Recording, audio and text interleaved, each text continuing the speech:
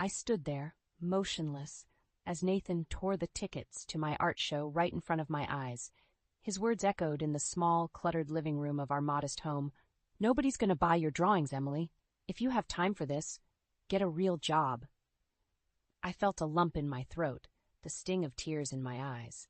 But I swallowed hard, refusing to let them fall. I had dreamt of becoming an illustrator since I was a child, and after years of juggling motherhood and freelance work, I had finally managed to organize my own exhibition. Yet, here I was, watching my dream being literally ripped apart. Nathan's disdain for my work was not new. Ever since we moved in with his parents, my passion for art had become a point of contention. His parents, who never worked a day since their retirement, spent their days criticizing my cooking and scoffing at my illustrations. "You're not a painter. How can drawings make money?" they would sneer. No matter how often I explained that my art was not just a hobby, but a source of income, they refused to understand. I looked at the torn pieces of the ticket on the floor and felt a surge of determination. This was not just about my art. It was about my identity, my dreams, and my worth. I had always supported Nathan in his interests, never once belittling his weekend golf sessions with friends, even though they brought in no income. Why couldn't he extend the same courtesy to me? As Nathan turned away, dismissing the entire incident, I made a silent vow. I would no longer seek his approval. My work had value, and I would prove it to him and everyone else who doubted me. Picking up the torn pieces, I met Nathan's indifferent gaze with newfound resolve. "I am not just your wife or Sophie's mother," I said calmly, yet firmly.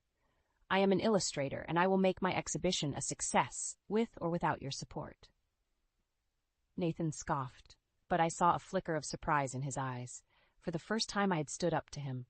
It was the beginning of a new chapter for me, one where I would no longer let his or anyone else's negativity dictate my life. That night, after putting Sophie to bed and ensuring the house was in order, I sat at my desk and began to sketch. The lines flowed from my pen, fueled by a mix of anger, hurt, and a burning desire to succeed. Each stroke was a step towards my independence, a declaration of my worth. This exhibition would be my moment, the turning point where I would finally emerge from the shadows of doubt and disrespect. As I worked into the early hours of the morning, a sense of empowerment enveloped me. I was more than just a part of this family. I was an individual with dreams and capabilities, and I was ready to fight for them. "Another day of scribbling away, Emily?" Nathan's mother, Mrs. Clark, sneered as I prepared breakfast. Her words, laced with sarcasm, were a daily ritual as ingrained in our routine as the morning coffee. "Yes, Mrs. Clark, just like any other day," I replied, keeping my tone neutral. I had learned that responding with emotion only fueled their taunts. Nathan sat at the table, scrolling through his phone, oblivious to the tension. His father, Mr. Clark, joined in. "Why bother with all this art nonsense? Real work brings in real money, not these childish drawings." I served breakfast, forcing a smile. "Art is my work, Mr. Clark, and it does pay," I said, more to myself than to them. Their laughter followed me as I retreated to my makeshift studio, a corner in our bedroom. Their words were like barbs, each one a reminder of how little they valued my passion. But I couldn't let them see how much it hurt. I had Sophie to think about, and my art. As I settled into my work, the door burst open.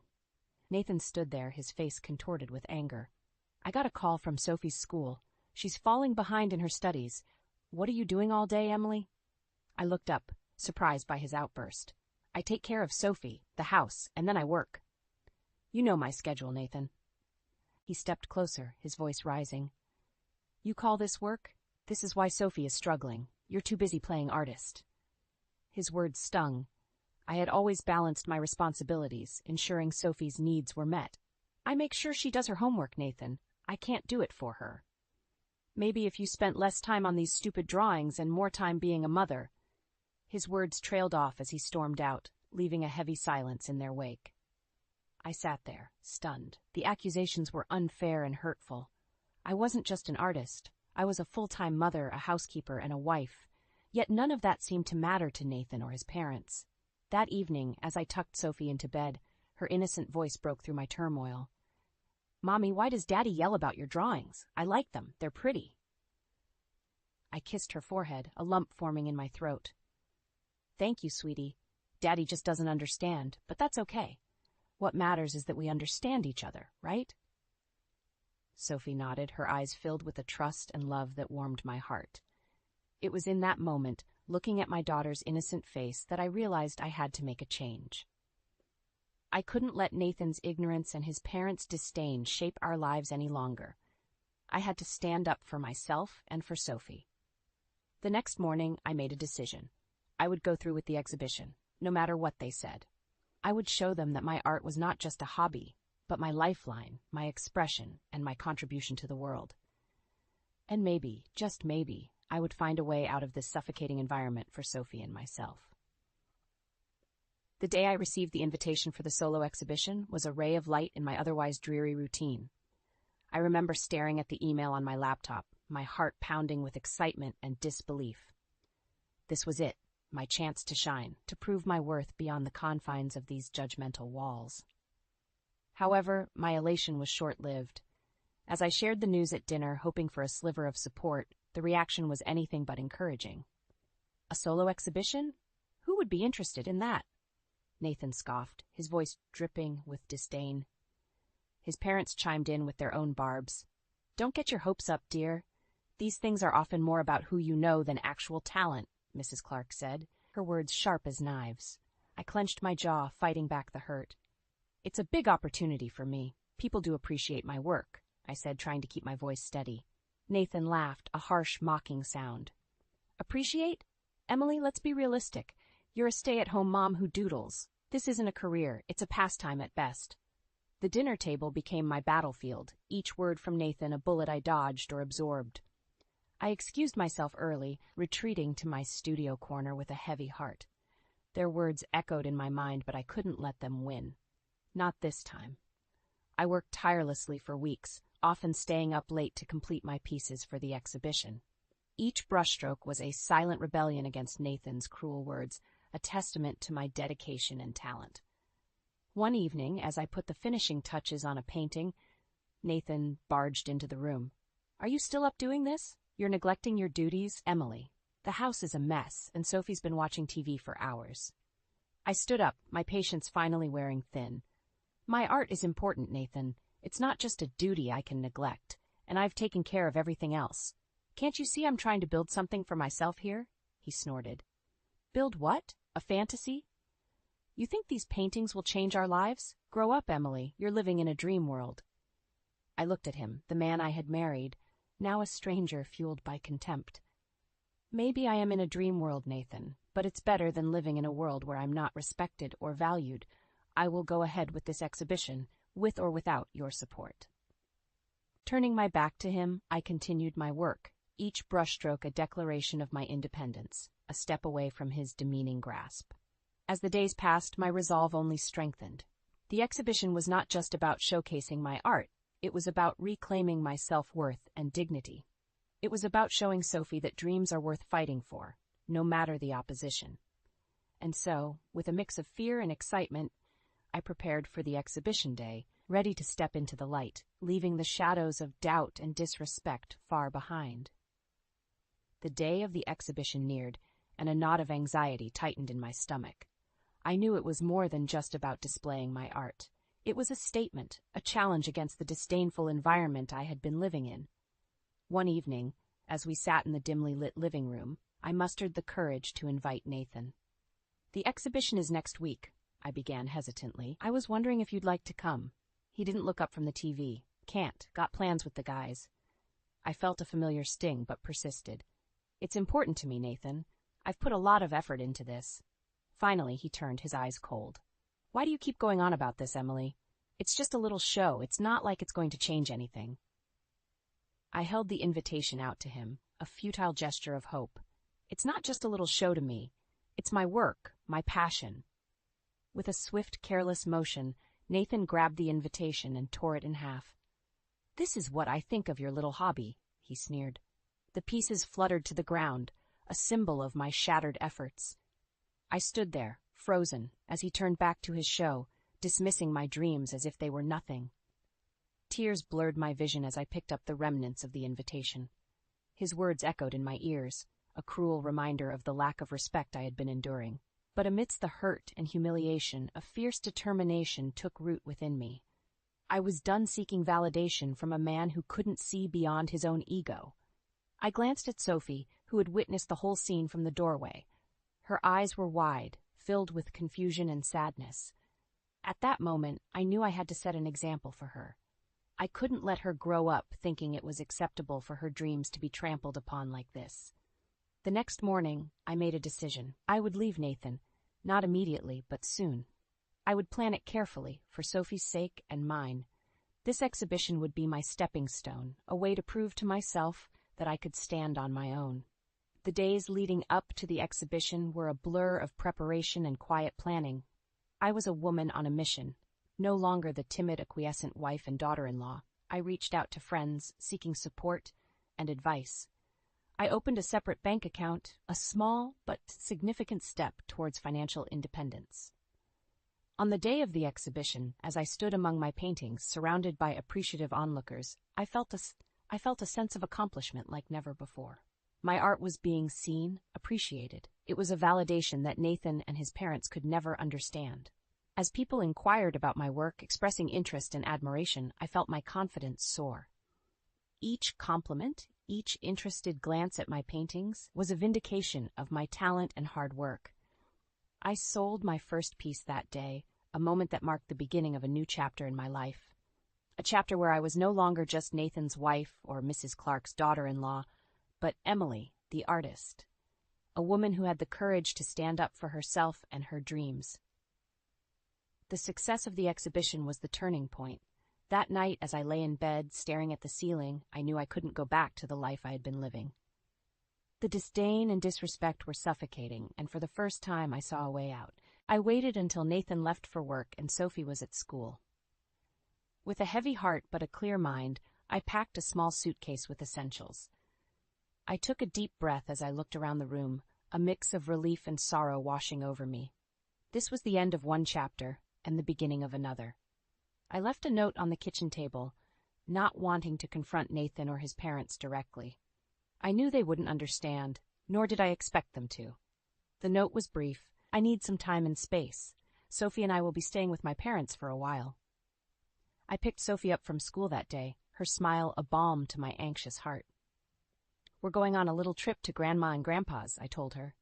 She was excited, unaware of the weight of our journey. At my parents' house, I finally felt a sense of peace. They welcomed us with open arms, no questions asked. They saw the tiredness in my eyes and the determination in my posture. You always have a home here, Emily, my mother said, hugging me tightly. In the safety of my childhood home, I explained to Sophie why we were there. Mommy needs some time to work on her paintings, and we need a little break from Daddy, I said gently. Sophie, wise beyond her years, looked up at me with her big eyes. Is it because Daddy doesn't like your drawings? Her question stung, but I nodded. Sometimes people don't understand the things we love, sweetheart, but that doesn't mean we should stop loving them. The days turned into weeks. I spent my time working on new illustrations and planning our future. The quiet and support of my parents' home were a stark contrast to the constant criticism I had faced in Nathan's house. One afternoon, I received a call from Nathan. His voice was a mix of anger and disbelief. Where are you? Why aren't you home? You can't just take Sophie and leave. His words were like daggers, but I stood my ground. Sophie and I are safe. We're with my parents. I needed space, Nathan. Space you never gave me. You're being selfish, Emily. You're tearing this family apart over some paintings. I clenched the phone tightly, my resolve hardening. No, Nathan. You tore this family apart with your disrespect and disdain for what I love. I won't apologize for wanting to be happy, for wanting Sophie to see her mother happy. There was silence on the other end, and then a click. He had hung up. But it didn't matter. I had spoken my truth, something I had been afraid to do for so long. In those weeks at my parents' house, I began to see a future for Sophie and myself, a future where we were free to be who we wanted to be, free from judgment and belittlement. It was a future I was determined to make a reality. The weeks following my departure were a whirlwind. I immersed myself in my work, finding solace in the strokes of my brush. My parents' encouragement was a stark contrast to the environment I had left behind. They believed in me, and that belief was a powerful motivator. My phone buzzed one evening with a call from Nathan. Bracing myself, I answered. His voice was different this time, laced with desperation. "Emily, please come back. The house is a mess, and I can't handle everything on my own." His plea was a strange mix of pitiful and infuriating. "You're calling me back to clean up your mess?" I asked, my voice steady. "It's not just that. Sophie misses her home, doesn't she?" "You're being selfish, keeping her away," he replied, trying to guilt-trip me. I sighed, feeling a surge of pity for the man I once loved. "Sophie is doing fine. She's happy and well cared for. This isn't about her, Nathan. This is about you, not being able to handle the responsibilities you so easily dismissed when I was there." Nathan was silent for a moment. I need you, Emily." "I needed you, too. Nathan, I needed your support and respect, but you chose to belittle my dreams and ambitions. I can't come back to that," I said, my voice firm. The call ended with Nathan's empty pleas echoing in my ears. It was clear he had not changed. His request was not for reconciliation, but for convenience. Meanwhile, my art started gaining traction. I received more commissions and even had inquiries from galleries interested in showcasing my work. It was exhilarating and validating. My hard work was paying off, not just in terms of recognition, but also financially. One day, as I was working on a new piece, Sophie came to me with a drawing. "Look, Mommy, I made this for you." Her drawing, a colorful depiction of us holding hands, was a stark reminder of why I had made the decision to leave. "It's beautiful, sweetheart. Just like you," I told her, hugging her tightly. My success was a bittersweet reminder of the life I had left behind. Nathan's calls became more infrequent, each one more desperate than the last. He was struggling to manage without me, and while part of me felt vindicated, another part felt sorry for him. But I had made my choice, for Sophie and for myself. I was building a new life, one where my art was not just a hobby, but my identity. A life where I was respected and valued.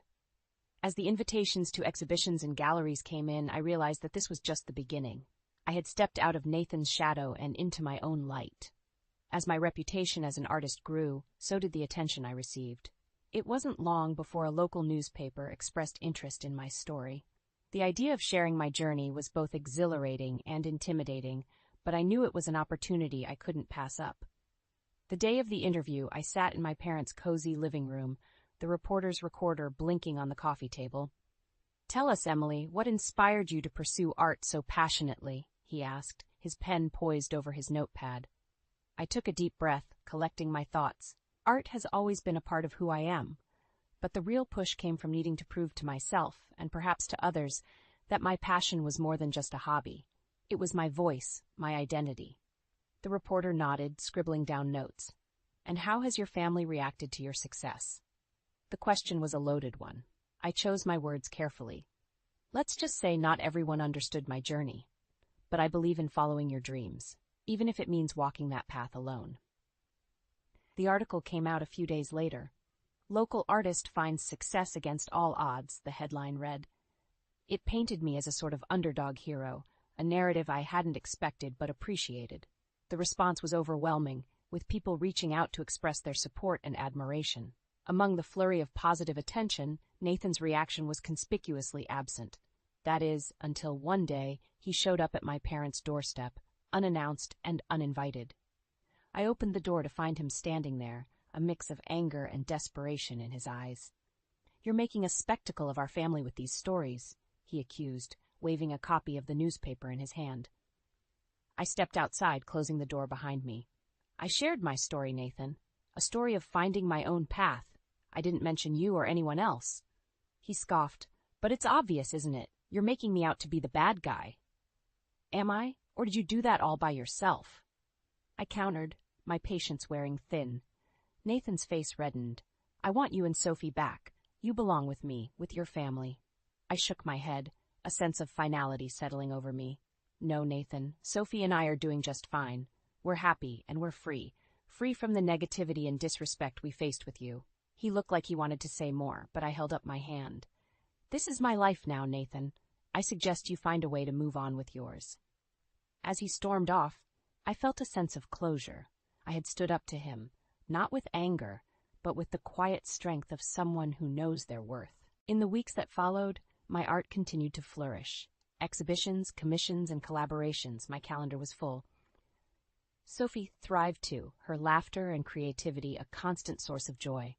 I knew there would be challenges ahead, but for the first time in a long time, I felt hopeful about the future. A future I had carved out for myself and my daughter on our terms. I never thought I'd be the type of person to snoop through my husband's pockets, but there I was, standing in our walk-in closet at 11:30 at night, holding a crumpled receipt that made my stomach turn. My name is Marlo, and until 10 minutes ago, I was just a normal nurse practitioner with a seemingly perfect life. 20 years of marriage, a beautiful daughter, and a husband who still brought me coffee every morning. At least, that's what I thought I had. The receipt was from Le Petit Jardin, one of those fancy French restaurants downtown where you need reservations months in advance. $280 for dinner for two, including a bottle of Chateau Margaux. Ethan and I hadn't been there since our 10th anniversary, and he knew I didn't drink red wine anymore. It triggered my migraines. "Mom," Olivia's voice made me jump. I shoved the receipt into my pocket as she appeared in the doorway, already in her pajamas. "What are you doing in here?" "Just organizing your father's dry cleaning," I lied, gesturing to the pile of suits I'd been pretending to sort. "Shouldn't you be studying for your calculus test?" She rolled her eyes. "I'm taking a break. Dad just called. He's staying late at the office again. Some big presentation tomorrow." "Of course he is." I forced a smile, though my chest felt tight. "Third time this week." "You okay, Mom? You look weird." "Just tired, honey." I walked over and kissed her forehead, breathing in the familiar scent of her strawberry shampoo. "Don't stay up too late." After Olivia went back to her room, I sat on the edge of our bed, pulling out my phone. My fingers hovered over Ethan's number. But what would I say? "Hey, honey, quick question. Who were you whining and dining at Le Petit Jardin last Thursday?" Instead, I opened my photos and took pictures of the receipt from every angle. Something in my gut told me I might need them later. The sound of the garage door opening downstairs made me jump again. I quickly returned the receipt to Ethan's jacket pocket, exactly how I'd found it. "Marlo?" His voice carried up the stairs, followed by his footsteps. "You still up?" I grabbed a random book from my nightstand and pretended to read just as he walked in, his tie loosened and hair slightly disheveled. He looked exhausted, but there was something else, a lightness in his movements that seemed out of place for someone who'd been working late. "How is the presentation prep?" I asked, trying to keep my voice casual. "Brutal." He loosened his tie completely. "Marketing's really pushing for this new campaign. You know how it goes." I did know how it went. I'd heard this explanation so many times lately, I could probably recite it in my sleep. "You should have seen the dinner they ordered in," he continued, heading for the shower. "Chinese takeout from that place on 5th. Not exactly Le Petit Jardin, but it did the job." My hand clenched around my book. He was lying so smoothly, I almost doubted myself. Almost. "Dad." Olivia appeared again, this time with her calculus book. "Can you help me with this problem? Mom's hopeless at math." "Sure, princess." He smiled at her, that special smile he reserved just for our daughter. "Let me grab a quick shower first." As they chatted about her homework, I watched them, feeling like I was seeing them through glass. When had I become the outsider in my own family? Later that night, as Ethan slept soundly beside me, I lay awake, staring at the ceiling. The receipt felt like it was burning a hole in my brain. Tomorrow, I decided I would make a call to Tommy Hayes. We'd gone to high school together, and now he was a private investigator. I'd looked him up months ago, when I first started noticing something was off, but had talked myself out of it. Not this time.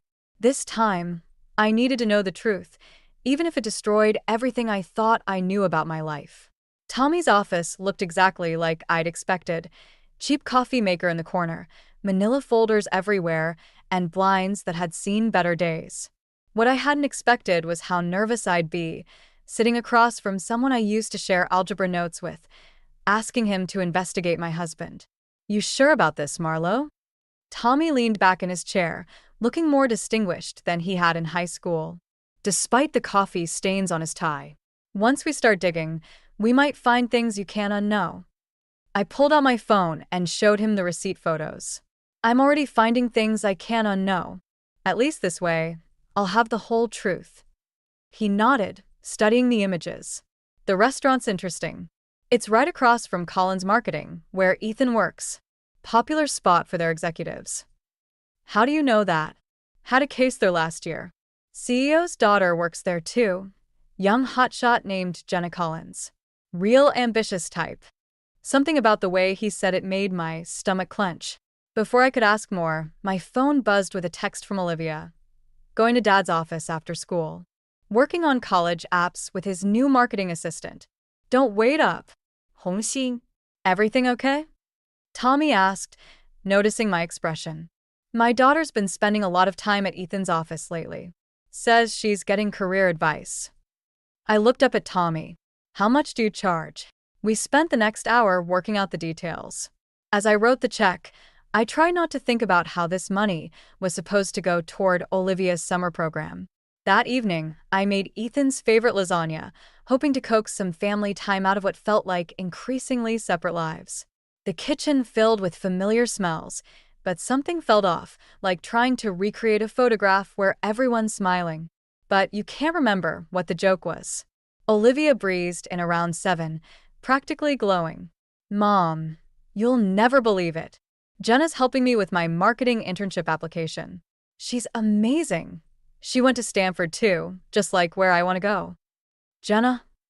I kept my voice steady, though my hands shook slightly as I plated the food. That's your dad's new assistant? Well, she's more like junior executive now. Dad says she's the youngest person they've ever promoted so fast. Olivia grabbed her plate, already heading for the stairs. Can I eat in my room? I have to finish this application. Actually, I thought we could eat together tonight. As a family. I looked at her hopefully. Your father should be home soon. She rolled her eyes. Mom, this is important. It's my future. You're always saying I need to focus on college stuff. I know, but let her work, honey. Ethan's voice startled me. I hadn't heard him come in. He kissed my cheek, but his cologne smelled different, sweeter, more floral. That's my girl, always hustling. Olivia beamed at him before disappearing upstairs. I watched Ethan loosen his tie, noting how he seemed more energized than usual after a long day. How's the new assistant working out? I asked casually, serving his plate. Jenna? She's great. Real go-getter. He took a bite of lasagna. This is good, but did you use a different recipe? Tastes different. Same recipe as always. I set my fork down, suddenly not hungry. You're just not home for dinner much anymore to remember what it tastes like. He looked up, something flickering in his eyes before his phone buzzed. He checked it, smiling slightly at the screen. Sorry, work thing, he muttered, typing rapidly. On a private number? The words slipped out before I could stop them. His head snapped up. What? Nothing. I stood, gathering my barely touched dinner. I'm tired. Think I'll turn in early. Later, lying in bed, I heard Ethan and Olivia laughing downstairs, sharing some private joke. My phone lit up with a text from Tommy. Found something. Meet tomorrow? I typed back, yes, with trembling fingers, then deleted our conversation thread. Rolling over, I noticed Ethan's side of the bed was still empty, though it was nearly midnight. Downstairs, I could hear him on the phone, speaking too softly for me to make out the words. Sleep didn't come easily that night, but determination did. Tomorrow, I'd start getting answers, whether I wanted them or not. The manila envelope sat between us on Tommy's desk like a live grenade. His face told me everything I needed to know before he even opened it. Maybe you should sit down for this, Marlo. I remained standing. Just show me. He spread out the photos one by one. Ethan and a young woman, stunning, probably mid-20s, having lunch at Le Petit Jardin. The same pair walking through the park, his hand on the small of her back. Another at a hotel bar, leaning close, laughing at some private joke. That's Jenna Collins, Tommy said quietly. CEO's daughter. But there's more.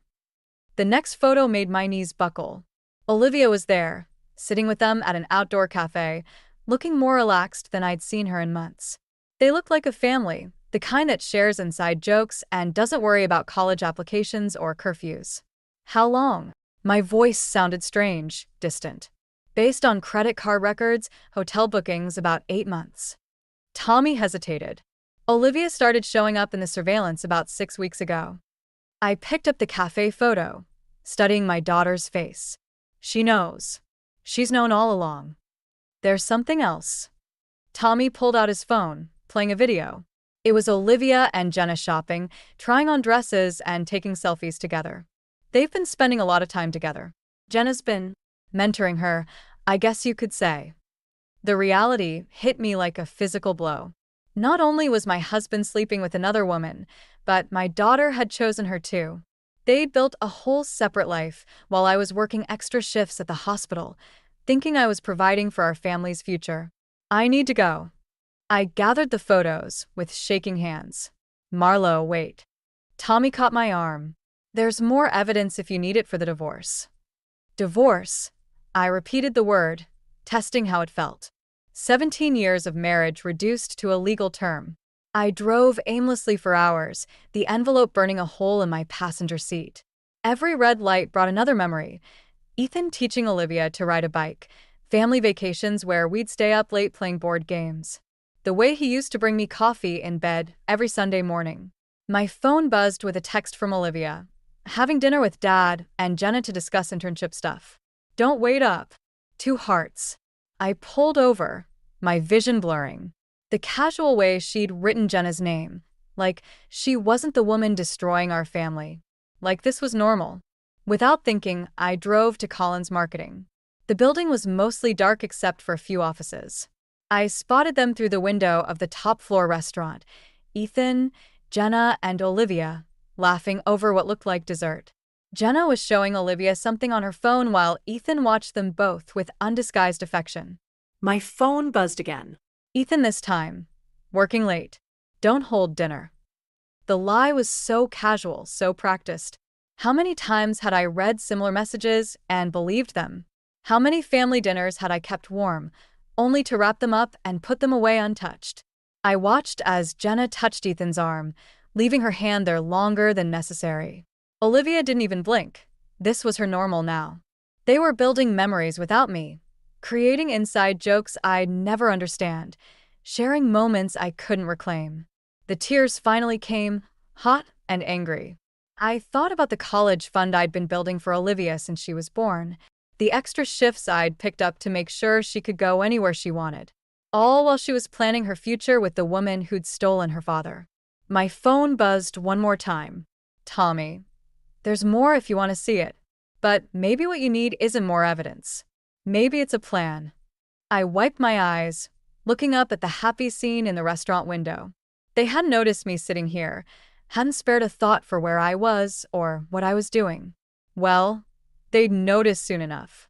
I started my car, my mind already spinning with possibilities. They wanted to play happy families? Fine. But first, they were going to learn what it felt like to lose everything they took for granted. Starting with that college fund. The real estate agent's smile never wavered as she showed me around the empty medical office space.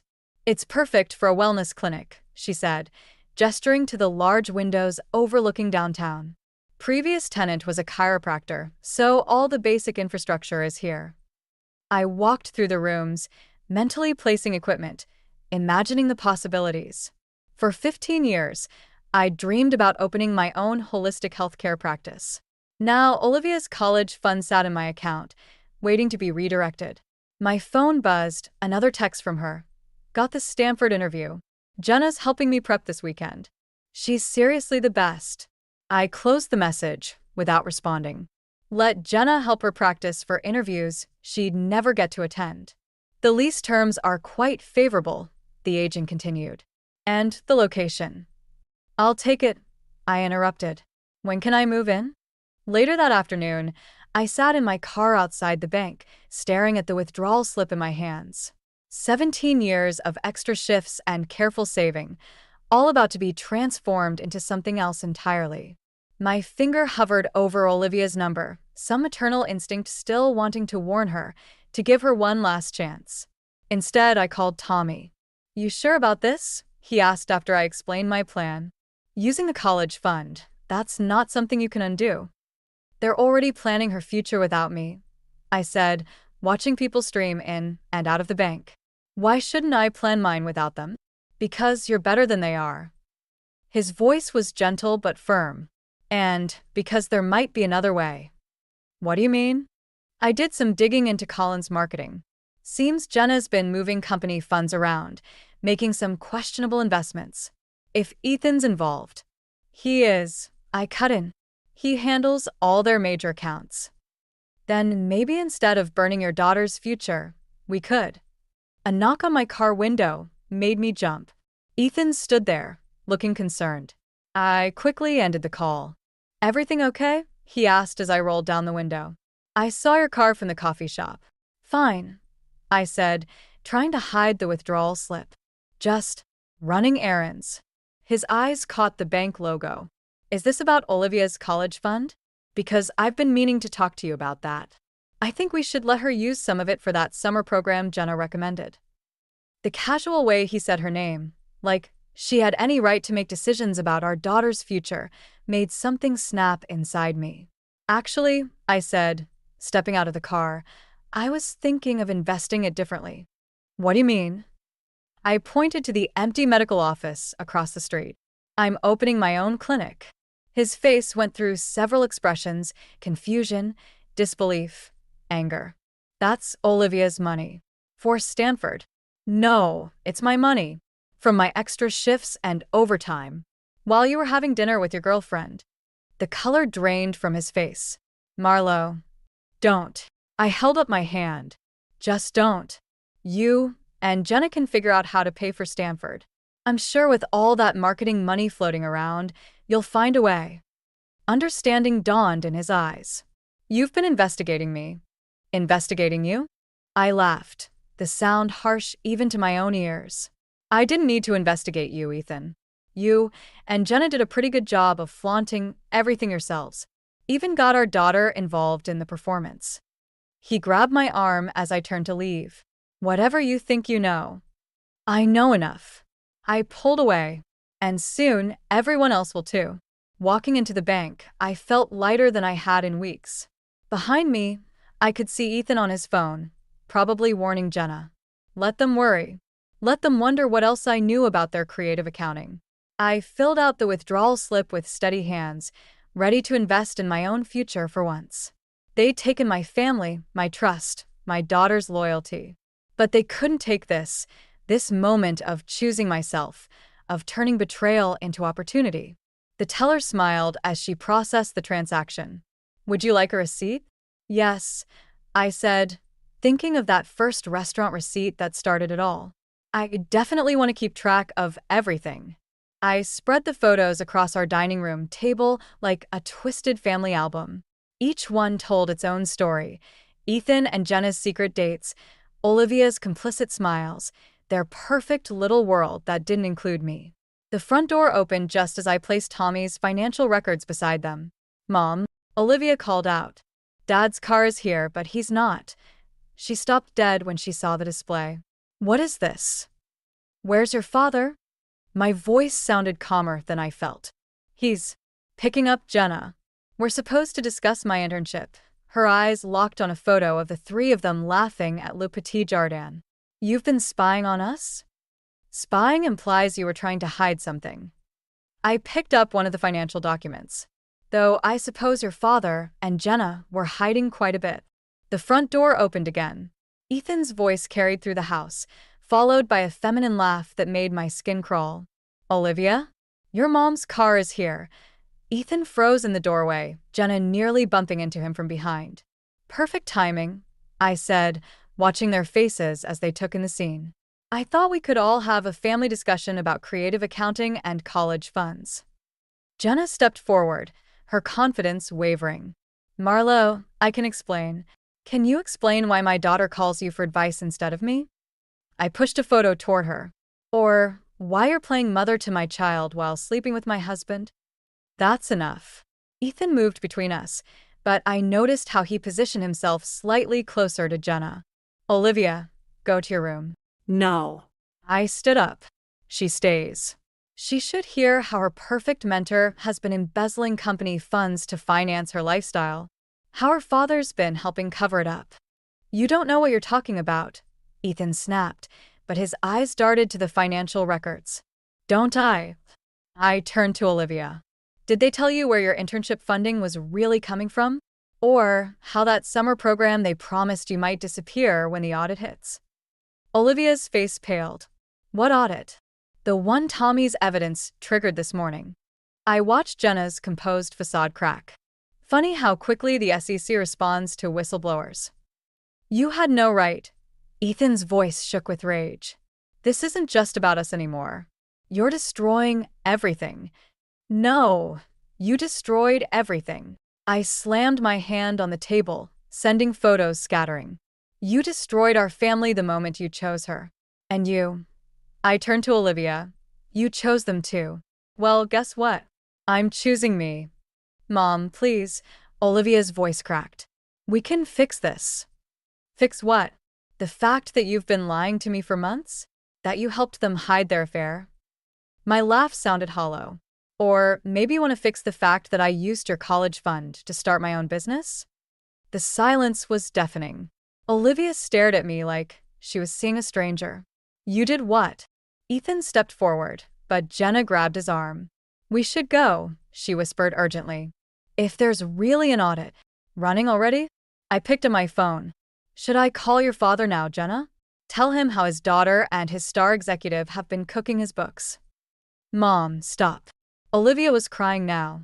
This isn't you. No. I looked at my daughter, really looked at her, and saw the fear in her eyes. Not fear of the situation, but fear of me. Maybe you don't know who I am anymore. Just like I don't know who you are. Jenna pulled Ethan toward the door, whispering frantically about damage control. Olivia stood frozen between us, tears streaming down her face. Choose carefully, Olivia, I said quietly, because this time there's no going back. She looked between me and her father, who was already following Jenna out. In that moment, I saw her make her choice. As she ran after them, I sat back down at the table, surrounded by the evidence of my destroyed family. The front door slammed, and the house fell silent. I picked up my phone and dialed Tommy's number. It's done, I said when he answered. Now, let's finish what they started. The line went quiet for a moment before Tommy responded. Marlo, are you sure this is what you want? I looked at the empty doorway where my family had stood moments ago. Want? No. But it's what they deserve. The news about Collins Marketing's financial scandal broke on a Wednesday. By Friday, my clinic's waiting room furniture had arrived, and Olivia had blocked my number. I watched the movers arrange chairs while my phone buzzed with another call from Tommy, probably warning me again about how my revenge plan had spiraled too far. I let it go to voicemail. The local business journal's headline glared from my laptop. Collins Marketing under federal investigation. CEO's daughter and senior executive named in probe. Below was a photo of Ethan and Jenna leaving the federal building, his hand protectively on her back, the same gesture I'd seen in Tommy's surveillance photos. My phone buzzed again. This time, an unknown number. Is this what you wanted? Jenna's voice was raw. To destroy everyone? I sat on one of the newly delivered chairs, watching the movers struggle with the reception desk. You seemed pretty good at destruction yourself. They're freezing my accounts. The SEC is. She took a shaky breath. Olivia's summer program deposit? The internship? It's all gone. Funny how actions have consequences. She's devastated. She thinks she's lost everything, her future, her father, and now you. Don't you dare talk to me about my daughter. My voice cracked. You took her from me long before any of this. No, Marlo. You pushed her away with your rules and expectations. She paused. We gave her what you couldn't. The truth in her words stung worse than any lie. I hung up, hands shaking. My phone lit up with a text from an unknown number, Olivia, using Ethan's phone. How could you do this to us? Dad might go to jail. Everything's ruined. I hate you. The movers asked where to put the last chair, but their voices seemed distant underwater. I pointed vaguely, then escaped to my new office, empty except for a desk and the dreams I'd traded my family for. Tommy found me there hours later, sitting in the dark. "You missed the evening news," he said, flipping on the lights. "Jenna's father had a heart attack after the SEC interview. He's in critical condition." I looked up sharply. "What?" Yeah. "And Olivia?" He hesitated. "She tried to use her emergency credit card for a hotel. The one you gave her? It was declined because of the account transfer for this place." My chest tightened. "Where is she?" "Staying with Ethan at some budget motel. Jenna's there too. All their assets are frozen." I stood up, grabbing my keys, but Tommy blocked the door. "Don't," he said gently. "You'll make it worse. They're already talking to lawyers about suing you for the college fund." "Let them." I sank back into my chair. "I have nothing left to lose anyway." "That's not true. You have this." He gestured to the empty clinic. "You have a fresh start. A fresh start." I laughed bitterly. "I traded my daughter's future for an empty office and some waiting room furniture." "You traded lies for truth," he corrected. "The rest is just collateral damage." My phone buzzed again, another news alert. Someone had leaked photos of Ethan and Jenna to the press, including ones with Olivia. The comments were brutal, calling them everything from gold diggers to homewreckers. People speculating about my daughter's role in it all. "I did this," I whispered. "I wanted revenge, but not this." Tommy sat across from me. "There's still time to what? Fix it." I showed him Olivia's text. "She hates me. My husband's facing criminal charges. A man's in the hospital. And for what?" So I could prove I wasn't powerless. He started to respond, but my phone lit up again. This time, it was my lawyer. "Ethan's attorney called," she said when I answered. "They're not just going after the college fund. They're claiming emotional distress, defamation. It's getting ugly, Marlo." After she hung up, I stood at my office window, looking out at the city lights. Somewhere out there, my daughter was huddled in a cheap motel room. Her world collapsed around her. Because of me. Because I'd chosen revenge over redemption. What have I done? I whispered to my reflection in the dark glass. What have I become? The call came at 3 in the morning, 2 weeks after the scandal broke. I almost didn't answer, but something made me grab my phone on the last ring. "Mom." Olivia's voice was barely a whisper. "I need help." I sat up, instantly alert. "Where are you?" "The Sunset Motel on Highway 9, room 115. A pause, then, "Please hurry." I found her sitting on the curb outside the motel, a small duffel bag at her feet. Her hair was unwashed, her Stanford sweatshirt wrinkled. She looked smaller somehow, younger. "They're getting married," she said as I approached. "Dad and Jenna. Right after his plea deal goes through." I sat beside her, careful to maintain distance. "What happened?" "I heard them talking about how the marriage might help their case, make it look more legitimate." She wiped her eyes. "They didn't know I was awake." Jenna said. "She said I was useful for making everything look normal." My chest tightened, but I kept my voice neutral. "And your father?" He agreed. Her voice cracked. "Said I helped sell their story. Made it easier to hide everything." A door slammed somewhere in the motel. Olivia flinched. "I was so stupid," she whispered. I thought Jenna really cared. That she saw something in me Dad saw, something you didn't." "I saw everything in you," I said quietly. "That's why I pushed so hard. Maybe too hard." She turned to me, tears streaming now. "I told the FBI everything today. About the fake receipts they had me deliver, the meetings I helped cover up. They said I might have to testify." "Oh, honey." Dad was so angry. He said I betrayed them, that I ruined everything. She hugged herself tightly. "But they ruined everything first, didn't they? They ruined us." Before I could respond, headlights swept across the parking lot. A familiar car pulled up, Ethan's. "Olivia." He stormed toward us, Jenna close behind. "What did you do?" I stood, positioning myself between them and my daughter. Back off, Ethan. She talked to the feds. Jenna's perfectly maintained facade had cracked, showing the desperation beneath. After everything we did for her. Everything you did for her? I laughed harshly. You used her. Both of you. That's rich, coming from you. Ethan stepped closer. You're the one who stole her college fund, who leaked those photos to the press. Actually, Tommy's voice came from behind us, making everyone jump. I leaked those. Figured if you were going down, might as well make it spectacular. He moved to stand beside me, his presence steady and calm. Got it all on video, by the way. This touching family reunion might be interesting to your lawyers. Ethan's face contorted. You haven't changed, Marlo. Still trying to control everything, manipulate everyone. Stop it.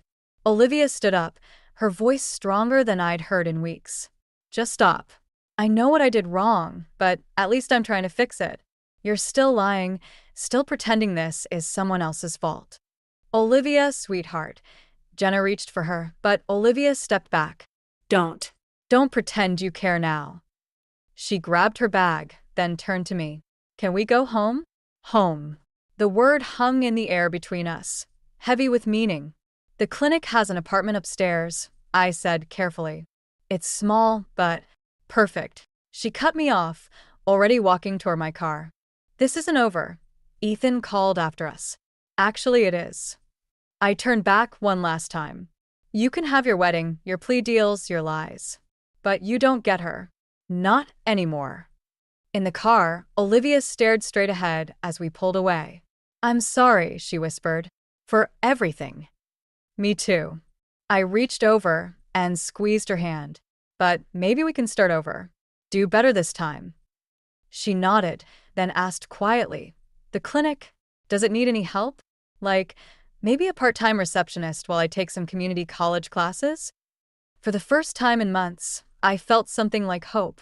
I think we might have an opening. Behind us, the motel's neon sign flickered and died, leaving only darkness in our rearview mirror. 6 months later, I stood in my clinic's waiting room, watching Olivia arrange fresh flowers at the reception desk. The morning sun caught her hair, reminding me of when she was little, how it would shine like copper in the light. First patients in 15 minutes, she said, checking the computer. Mrs. Chun for her follow-up. I nodded, remembering how nervous I'd been about our first patients. Now we had a steady stream of regulars, people who trusted us with their healing. The irony wasn't lost on me, how I'd found my way to helping others heal while trying to mend my own wounds. The mail cart rattled by outside, and Olivia went to collect our deliveries. She returned with a stack of envelopes, one of them cream-colored and expensive-looking.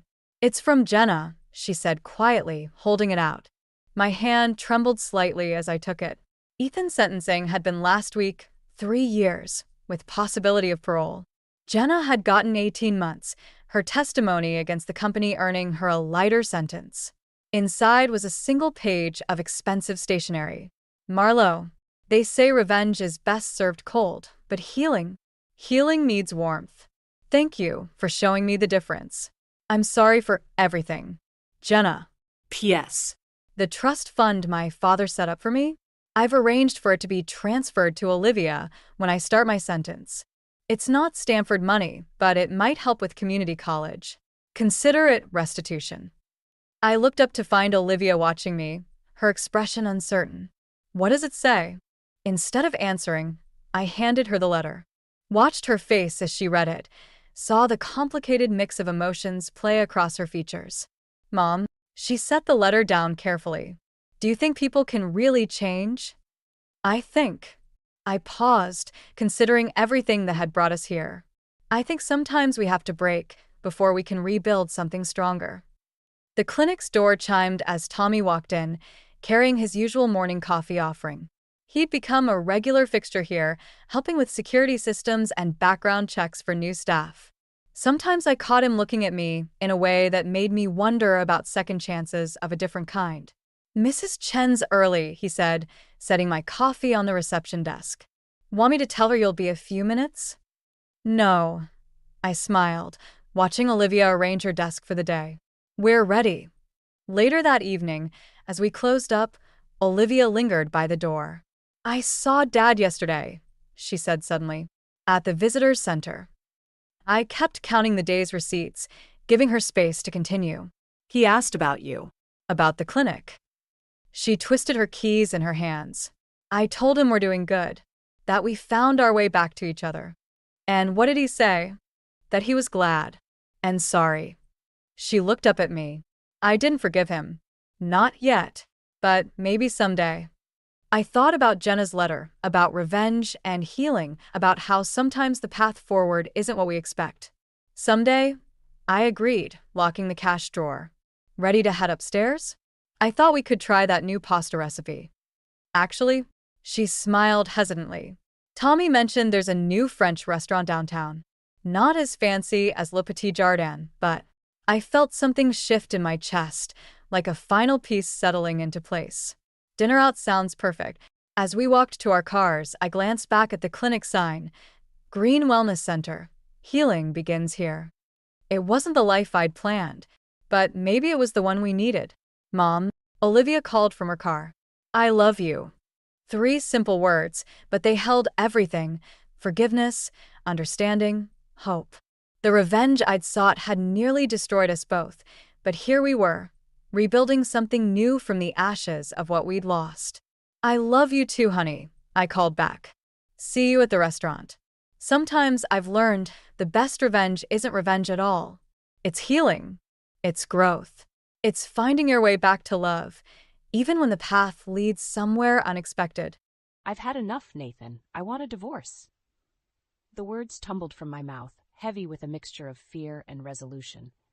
Nathan, my husband of 6 years, stared at me, his face a blend of disbelief and anger. What are you talking about, Eliza? This is ridiculous, he exclaimed, his voice rising in frustration. I took a step back, feeling the weight of years of unspoken grievances pressing down on me. This isn't a spur-of-the-moment decision. I've thought this through, I replied, my voice steadier than I felt. Nathan scoffed and crossed his arms. You'll change your mind. You always do. But this time was different. I wouldn't change my mind. The endless cycle of neglect, his dismissive attitude towards my career as an interior designer, and the stifling loneliness that had crept into our marriage were suffocating me. It was time for a change. I had a business trip scheduled that day, a brief escape to another state for a project that demanded my expertise. Time was not on my side, and Nathan's unwillingness to have a constructive conversation only cemented my decision. I grabbed my suitcase, giving him one last look, a mix of sorrow and determination in my eyes. I really mean it, Nathan. I'm done. His response was a cold, harsh laugh as he turned away, dismissing my words and me along with them. I left the house, the sound of the slamming door echoing my tumultuous emotions. The business trip was a blur. Meetings, presentations, and polite conversations with clients filled my days, but my mind was elsewhere, replaying the scene with Nathan over and over. I felt a strange blend of liberation and fear. Was I ready for the unknown that lay ahead? Returning home the next day, the house was silent, almost reflective of the void in my heart. I'm back, I called out, but there was no response. On the dining table lay a business card, a divorce lawyer's. Nathan had made his move, quicker than I had anticipated. I picked up the card, my fingers tracing the embossed letters. Nathan's quick decision surprised me, but in a way, it was a relief. Maybe he too realized that our marriage was beyond repair. Maybe this was for the best. Resolute, I dialed the number on the card. It was time to close this chapter of my life and begin anew. As I waited for the call to connect, a sense of empowerment washed over me. This was not the end of my story, but the beginning of a new one. My story, on my terms. As I sat in my home office, the echoes of my conversation with the divorce lawyer still lingered in my mind. The room, once a sanctuary where I sketched and imagined beautiful spaces, now felt like a capsule of my failed marriage. I let my gaze drift across the room, landing on the framed photos of Nathan and me. Our smiles in those pictures seemed to belong to strangers. It's hard to believe that just 6 years ago, Nathan and I were the quintessential happy couple. We met at a mutual friend's art exhibit. He was charming, with a quick wit that matched my own. Our shared love for art and design drew us together. We would spend hours discussing the latest trends in interior design, often debating over styles and aesthetics. When Nathan proposed, it felt like a fairy tale. We dreamt of building a life together, filled with love, shared ambitions, and eventually a family. However, reality painted a starkly different picture. Nathan's true colors began to show soon after our wedding. Initially, his comments were subtle, a jest about my job as an interior designer being just a hobby, or a passing remark about how a wife should prioritize home over career. But gradually his words grew sharper, his attitude more dismissive. The change in our relationship wasn't just emotional, but also practical. We had agreed to share household responsibilities, but soon all the tasks fell on my shoulders.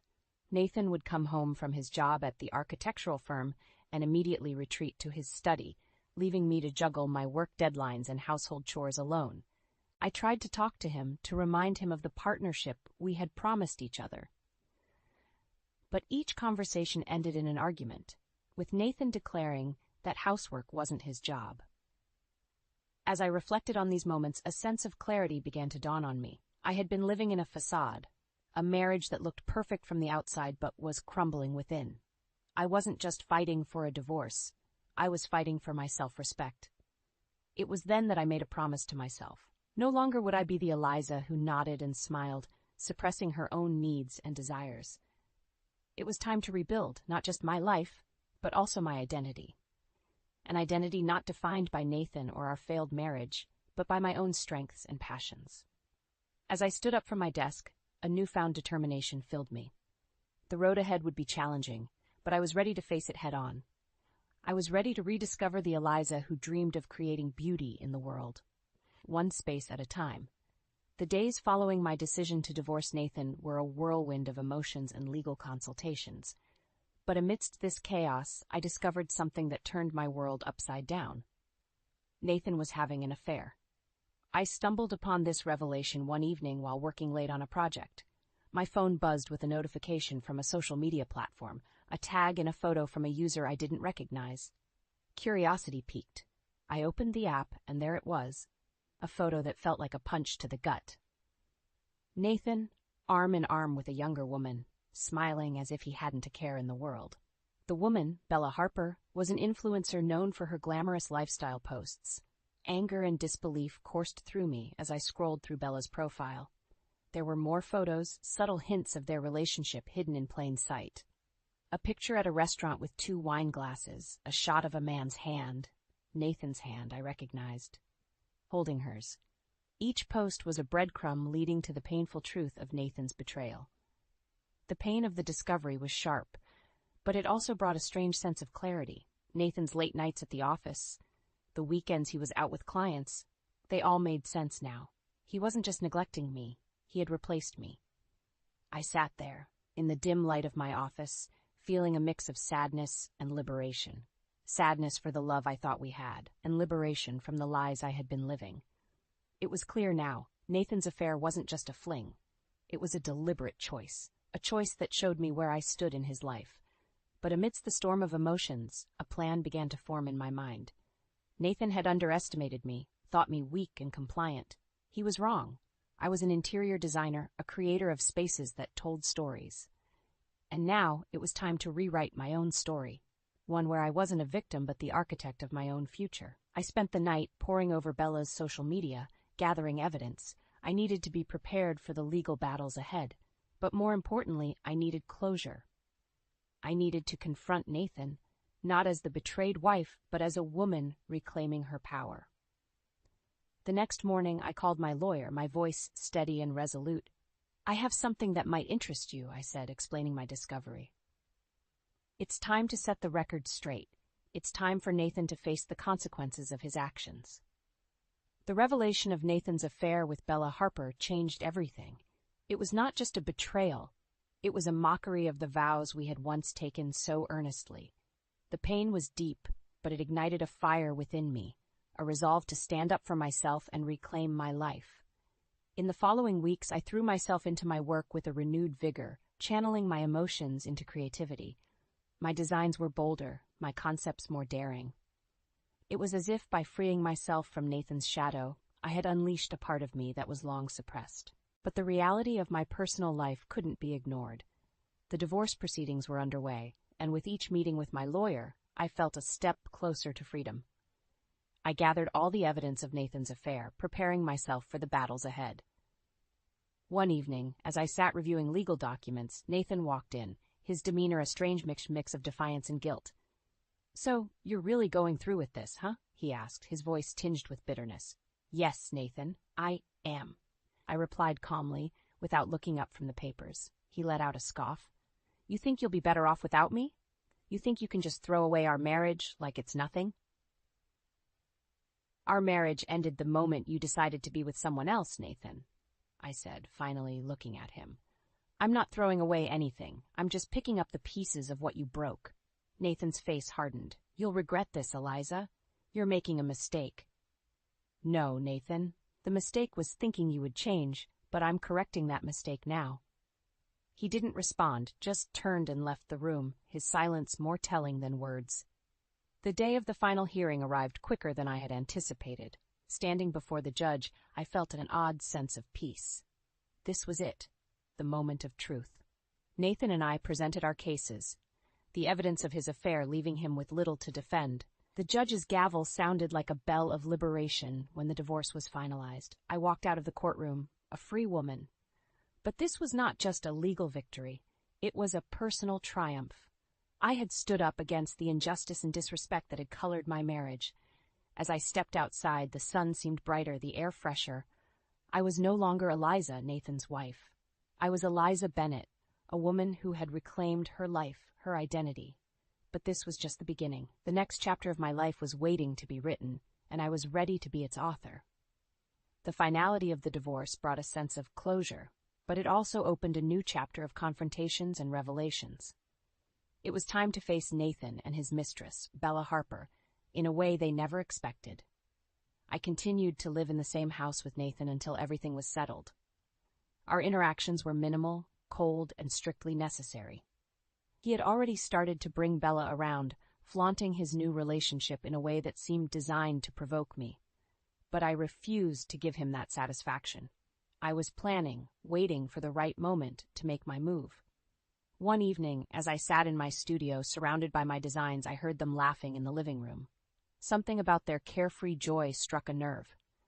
It was a stark reminder of the life Nathan had shattered. My hands clenched into fists, not out of anger, but determination. It was time to act. The following day, I contacted my lawyer and initiated the final phase of my plan.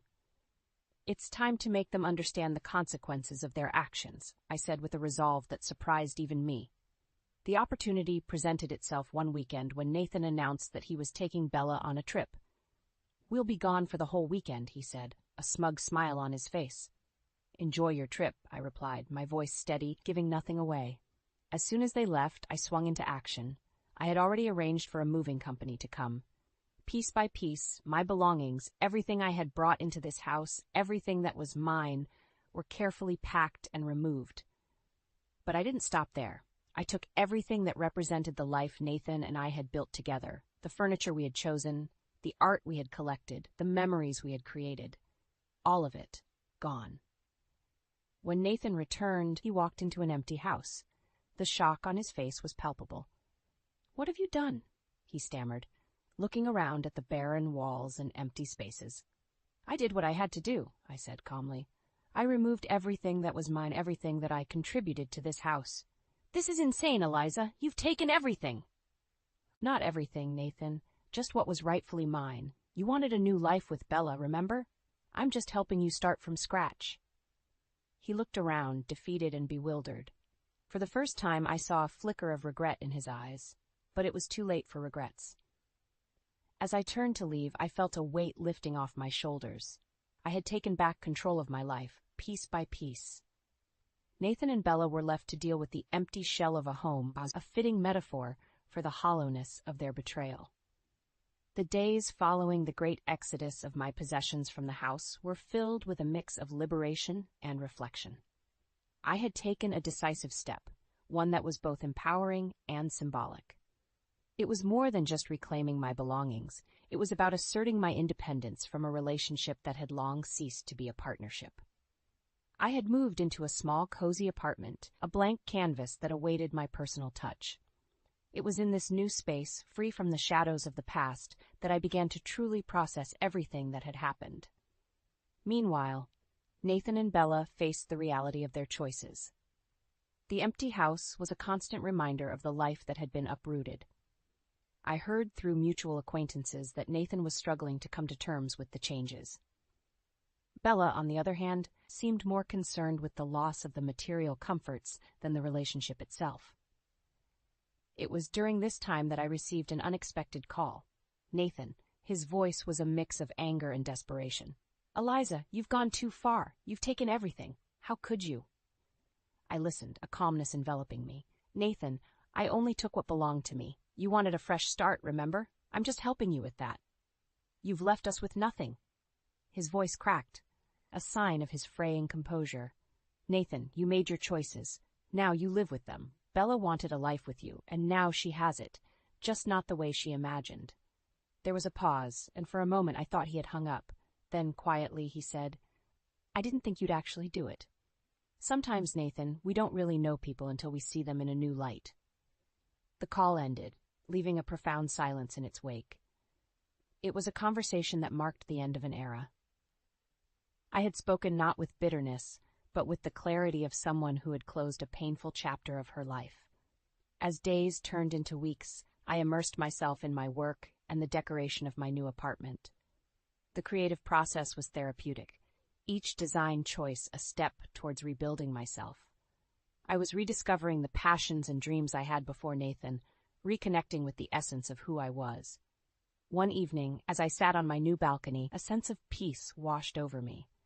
The city lights twinkled in the distance, each a reminder of the possibilities that lay ahead. I had endured the storm and emerged stronger. In that moment, I knew that the tide had truly turned. I had moved beyond the pain and betrayal. I was no longer just surviving, I was thriving. In the months that followed, my life took on a rhythm of renewal and self-discovery. My new apartment became a sanctuary, a place where I could be myself without the shadows of a strained marriage. Meanwhile, the repercussions of my decisive actions were unfolding in ways I hadn't anticipated. Word reached me about Nathan and Bella's struggles. The luxurious life Bella had flaunted on social media had diminished significantly, her posts now a stark contrast to the opulence she once displayed. Nathan, on the other hand, seemed lost, his professional life suffering, as he grappled with the personal upheaval. One day, as I sat in a cafe sketching designs for a client, I noticed Nathan walk in. He looked different. There was a weariness about him that I hadn't seen before. Our eyes met briefly, and in that fleeting moment, I saw a mix of regret and resignation. He approached me hesitantly. "Eliza, can we talk?" he asked, his voice lacking its former confidence. I nodded, setting aside my sketches. The conversation that ensued was a surreal experience.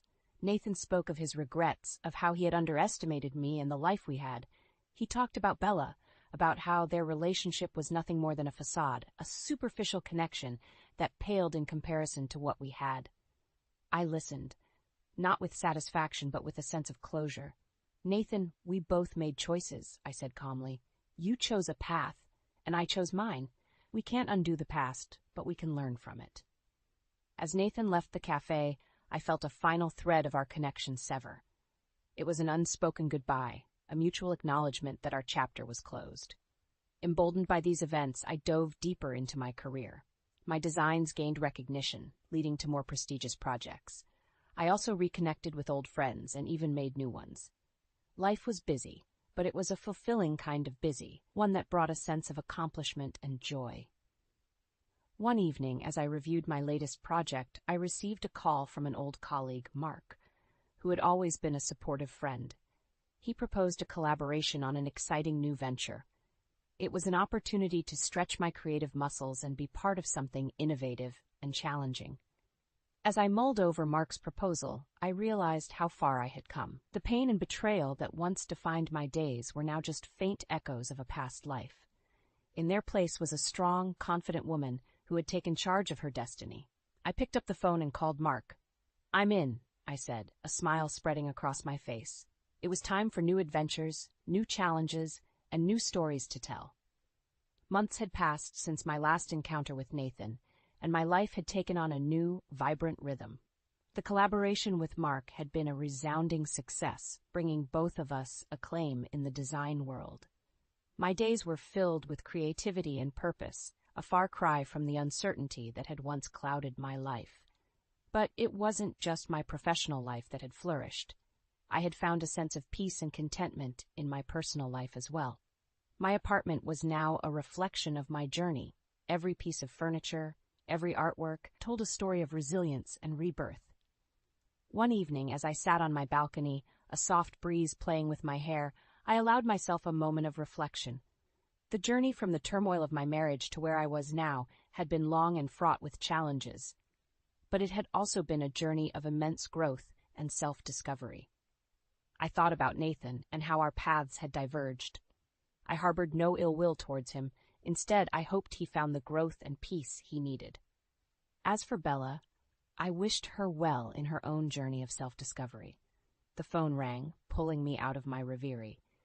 It was an invitation to speak at a renowned design conference, an opportunity to share my journey and insights with others. I accepted with a sense of excitement and humility.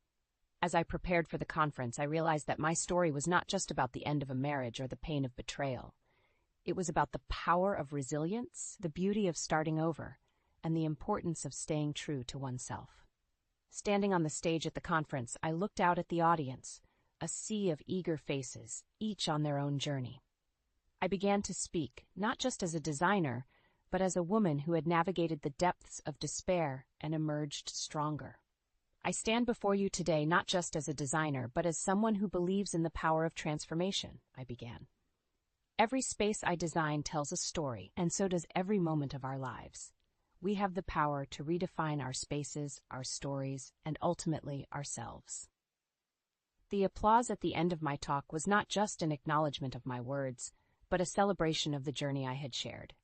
As I left the stage, a sense of fulfillment washed over me. I had not only rebuilt my life, but had also found a way to inspire others with my story.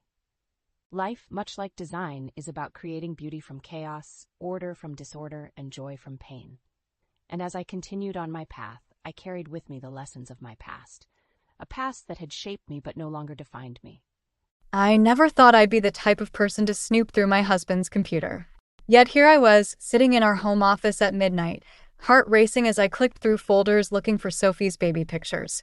My name is Clara, and this is how I discovered my husband's betrayal, all because of a stupid school project. Mom, I need pictures of me as a baby for show and tell tomorrow, Sophie had announced at bedtime, giving me that last-minute panic all parents know too well. Ryan always handled the family photos, organizing them meticulously on his laptop. He was away at another late meeting, so I figured I'd just grab what I needed quickly. The cursor hovered over a folder labeled Family Photos 2023. Double-click. Nothing about Sophie. Instead, my screen filled with images that made my stomach drop.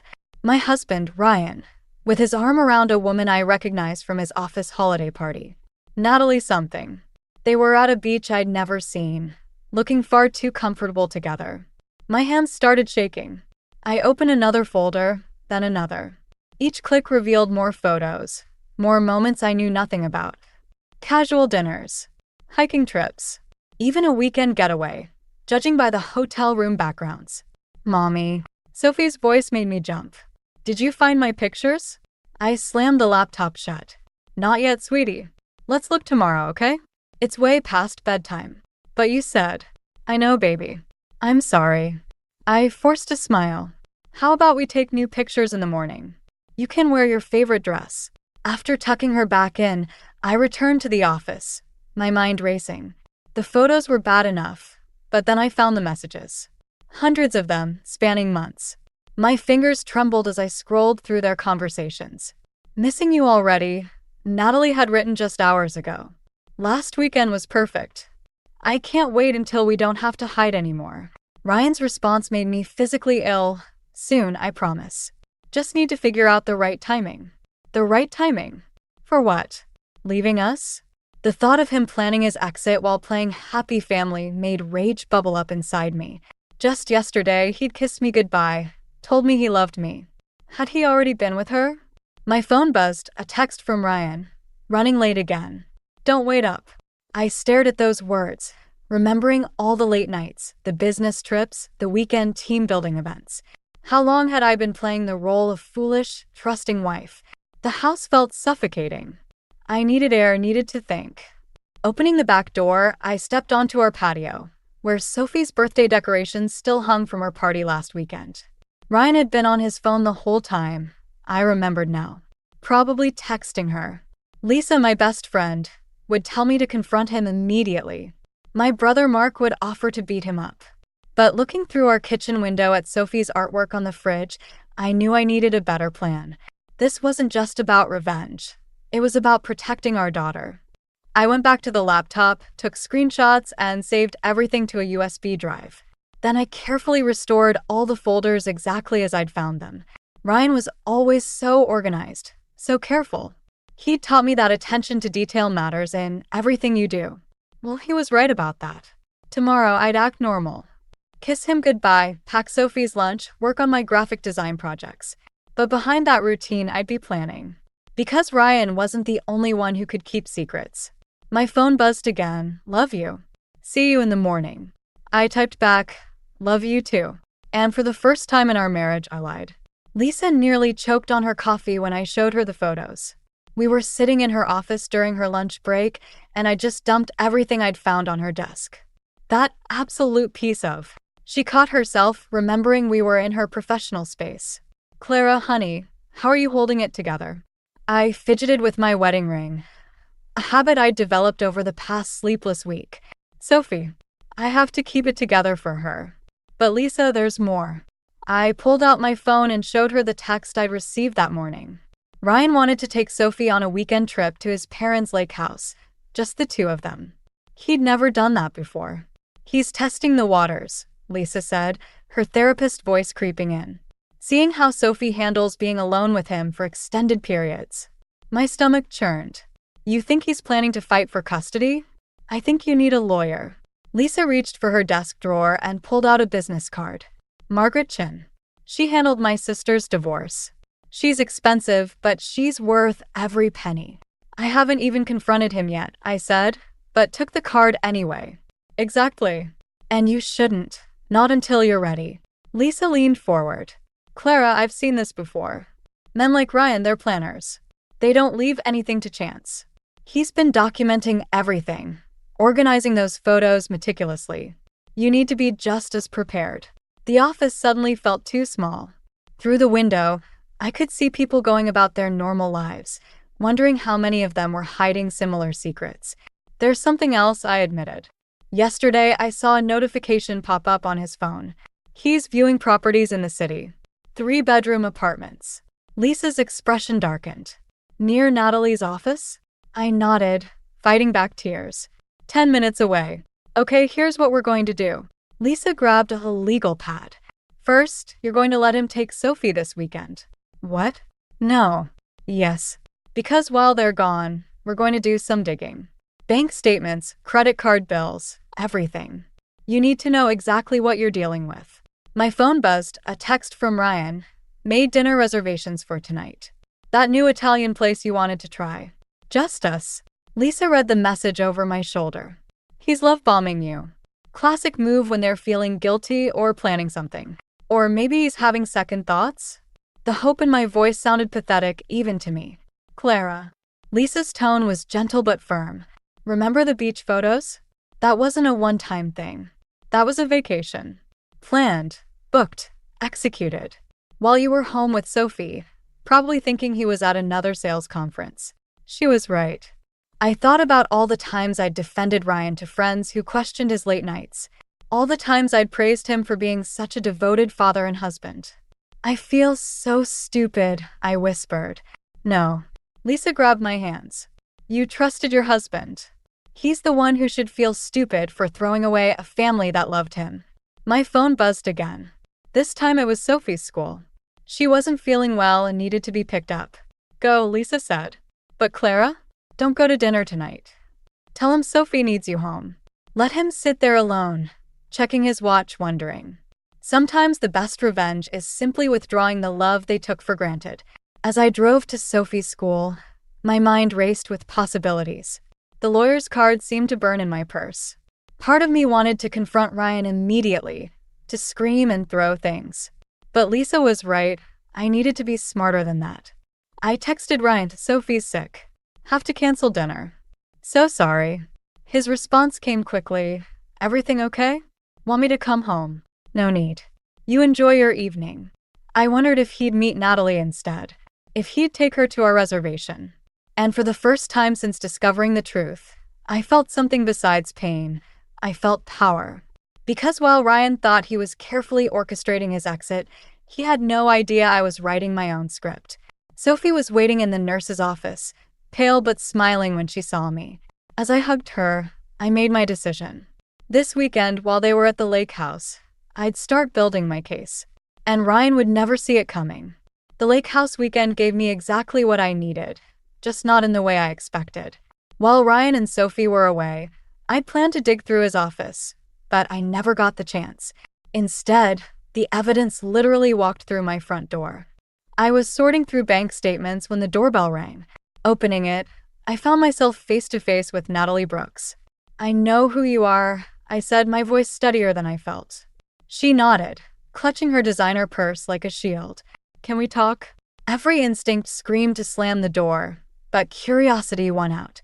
I led her to the kitchen, where Sophie's artwork still covered the fridge. Natalie's eyes lingered on a family drawing, stick figures holding hands, all wearing huge smiles. Coffee, I offered, mostly to fill the silence. I shouldn't be here. She remained standing. But Ryan doesn't know I came, and I thought, you deserve to know everything. My hands gripped the counter. Everything about what? The apartment hunting? The planned custody arrangement? Or just the affair? Her face paled. You know about the apartments? I know enough. I forced myself to meet her eyes.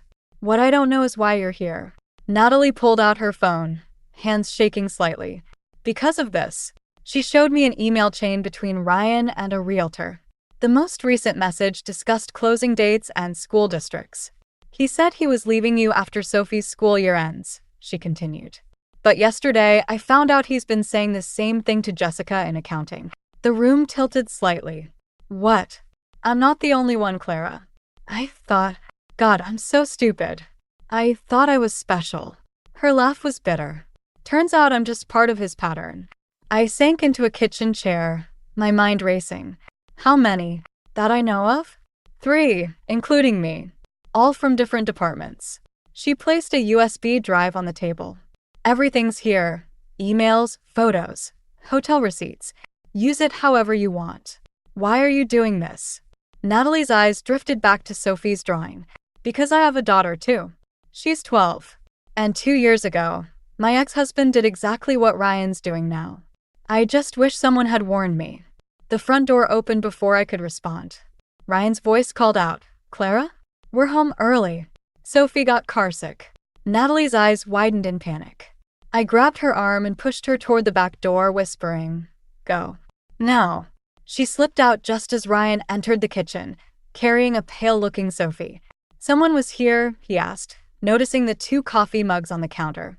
Lisa stopped by. The lie came easily now. Sophie, sweetie, let's get you to bed. Later that night, after Sophie was asleep and Ryan was in the shower, I plugged in the USB drive. What I found made me physically ill. Not just the evidence of multiple affairs, but emails to his lawyer discussing divorce strategies. Plans to paint me as unstable, workaholic, neglectful. A detailed timeline for leaving that had been in motion for months. My phone buzzed with a text from Natalie. There's one more thing. Check the folder marked Project Phoenix. The company's investigating him for embezzlement. He's been moving money around, preparing to run. I opened the folder with trembling hands. Financial records, offshore accounts, falsified reports, all meticulously documented. Ryan hadn't just been planning to leave us. He was planning to disappear completely, probably with Jessica from accounting, leaving me to deal with the legal fallout. Another text from Natalie, meeting with HR tomorrow at 9 a.m. to turn everything in. Thought you should know. I deleted the message and closed the laptop. Upstairs, the shower was still running. Ryan was humming, the same tune he'd hummed on our wedding day. My hand brushed against Lisa's lawyer's card in my pocket. Tomorrow, Ryan would walk into work thinking he had everything under control. He'd smile at Natalie, flirt with Jessica, and continue building his house of cards. But tonight, I had choices to make. About Sophie. About our future. About whether revenge meant destroying him completely or simply walking away with everything he thought he'd taken from me. The shower stopped. I heard Ryan's familiar footsteps. "Hey," he called out. "Everything okay down there?" I looked at the USB drive in my hand and smiled. "Everything's fine. Just finishing up some work." The morning Natalie was supposed to meet with HR, Ryan didn't go to work. Instead, he was sitting at our kitchen table when I came downstairs, still in his pajamas, looking through old family albums. "Remember this?" He held up a photo from Sophie's 3rd birthday. "You made that butterfly cake from scratch." It looked terrible, but Sophie loved it. My phone buzzed in my pocket, probably Natalie wondering where Ryan was. I ignored it. "Why are you here, Ryan?" He closed the album carefully. "I got an interesting email last night. Someone's been accessing my work files." IT flagged it. His eyes met mine. "From our home network." The air felt thick. I poured myself coffee, buying time. "Sounds serious." "It is." He drummed his fingers on the table. "Especially since some sensitive financial documents were copied. The kind that could cause real problems for certain people. People like you?" His smile didn't reach his eyes. "Clara, let's be honest with each other. What do you think you're doing?" "Funny.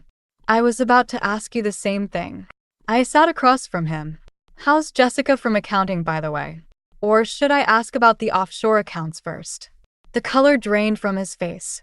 For a moment, I saw a panic flash in his eyes before his practiced charm took over. "Whatever you think you know. I know everything, Ryan. The affairs, the money, the plans to leave. Your whole house of cards." I pulled out my phone, showing him Natalie's text thread. "Turns out your girlfriends talk to each other." "And to me." He reached for the phone, but I pulled it back. "Sophie's still asleep," I reminded him quietly. "Let's keep this civil." "Civil." He laughed, but it sounded hollow. "You're threatening to destroy everything I've built." "No, you did that yourself." "I'm just deciding what to do with the wreckage." My phone buzzed again. This time Ryan's phone chimed too. His face changed as he read the message. "HR meeting canceled," he said. "Natalie called in sick." He looked up. "What did you do?" "Nothing. Yet." I took a sip of coffee. "But here's what's going to happen. You're going to transfer half of everything, the legal half, into my name. You're going to agree to joint custody, and you're going to disappear from Sophie's life slowly on my terms. So it doesn't break her heart all at once." "Or what?" "You'll turn me in." His voice hardened. "Think carefully, Clara. If I go down, we all do. No money for Sophie's college. No comfortable life. Is that what you want?" Before I could answer, small footsteps padded down the stairs. Sophie appeared in her unicorn pajamas, rubbing sleep from her eyes. "Daddy? You're home." Ryan's face softened instantly as she climbed into his lap. "Hey, princess. Just working from home today." Over Sophie's head, our eyes met in a silent standoff. He knew I wouldn't risk Sophie's future. But he'd forgotten something crucial about me, something he'd once loved. I was a graphic designer.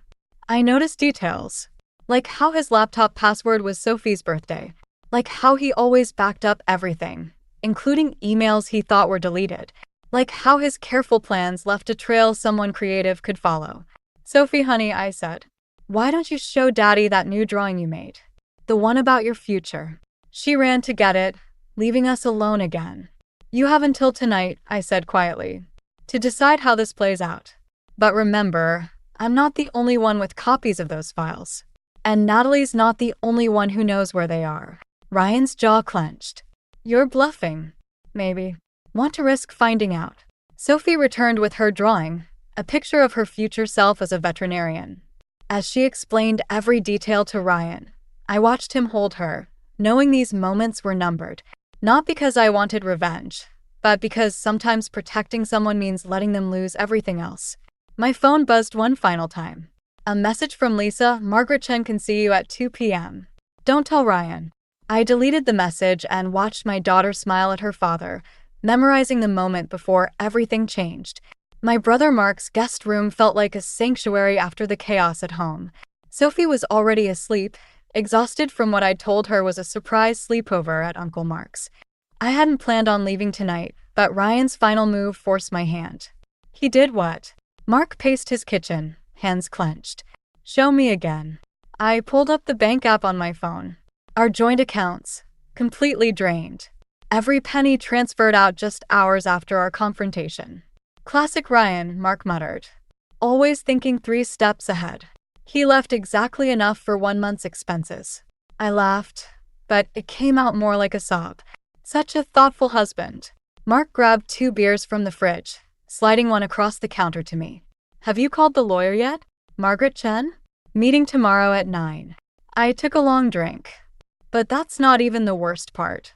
I showed him the email I'd received just before fleeing the house.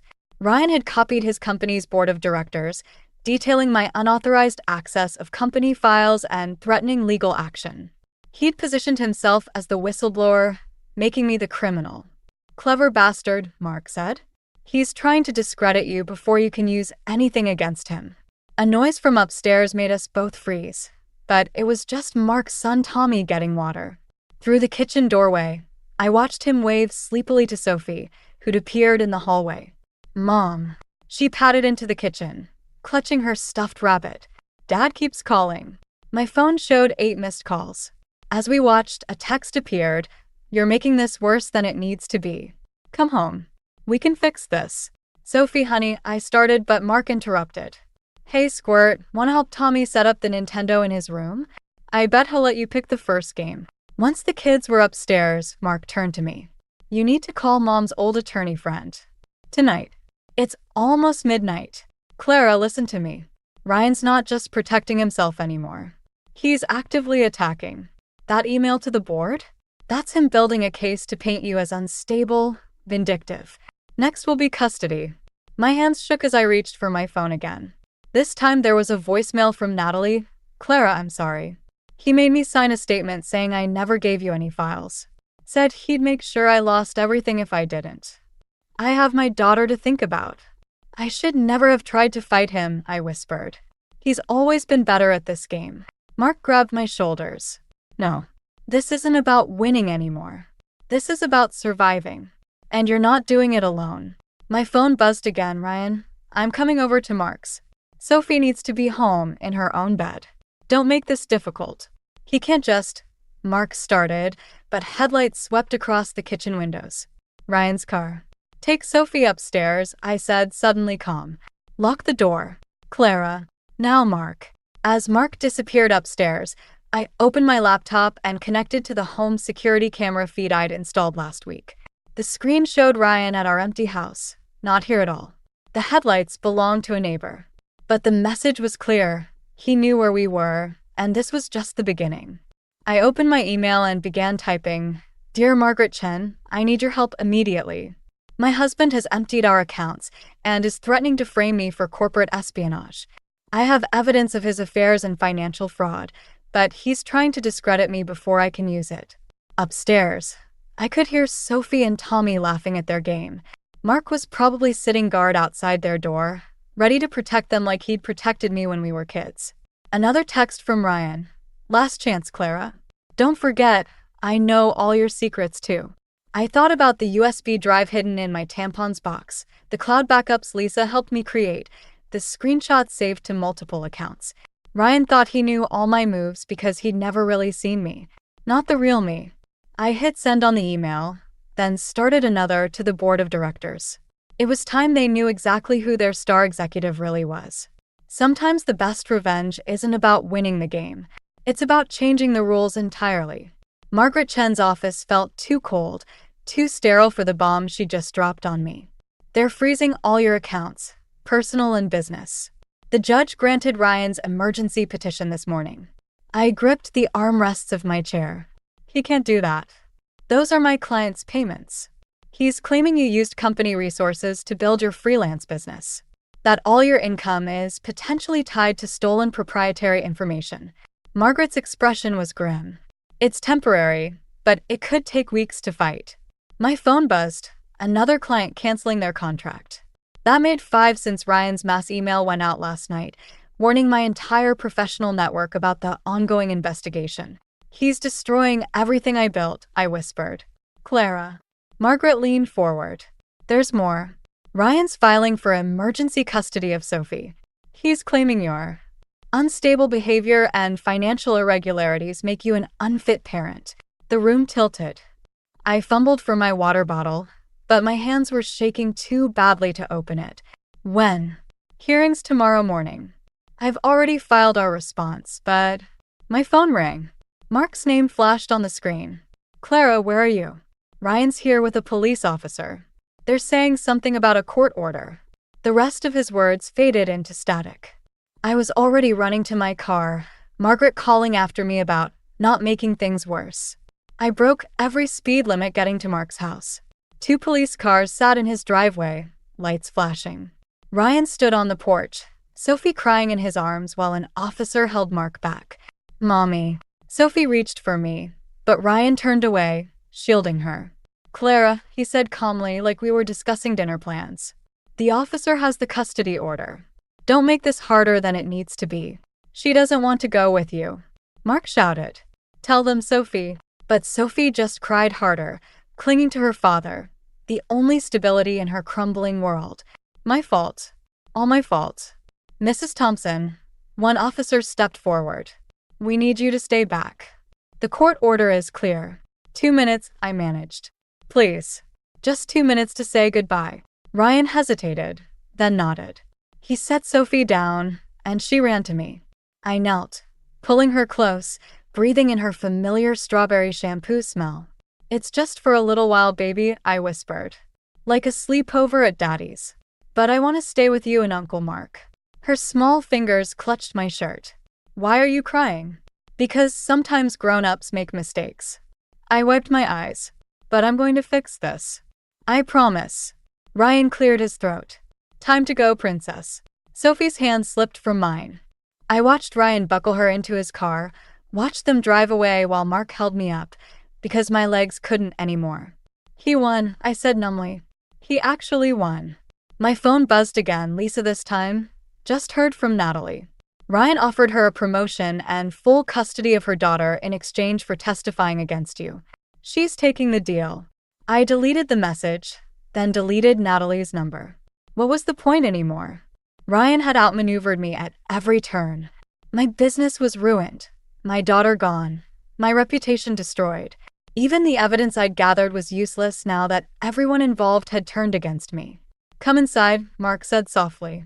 We'll call Margaret, figure out our next move. But I stayed on his driveway, watching the space where Sophie had disappeared, remembering how Ryan used to say I was too trusting, too straightforward. He'd meant it as a compliment then.